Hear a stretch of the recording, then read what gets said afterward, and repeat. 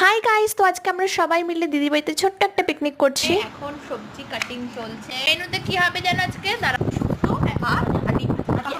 তো এই পিকনিকের মেইন শেফ দীপিকাই, আমি অনামিকা, এরা জাস্ট হেল্পেরই করছি। তো দেখতেই পাচ্ছ আমি এখানে চালটা ধুয়ে দিচ্ছি ওকে একটু, দেন আমি শসাটাও কেটে দিলাম। আর ওদিকে অনামিকা পাঁপড়গুলো ভেজে দিয়েছিল।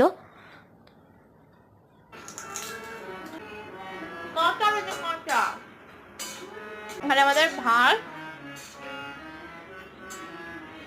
এন্ড শুক্তো। তো এখানে চলছে এখন ডিম ভাজা, বাকি সমস্ত কিছু কমপ্লিট হয়ে গেছে অলরেডি। আর এখানে এখন ভাত গোছানো হচ্ছে। ভাত, শসা, ডিম, পাঁপড়, এই আমাদের পিকনিক। আফটার খাওয়া দাওয়া এখানে বসে আমরা পাঁপড় ভাজা খাচ্ছিলাম আর একটু রিল্যাক্স করছিলাম। ভাই কেমন খেলি বল? খুব ভালো হয়েছে দীপিকার রান্নাটা, অসাধারণ।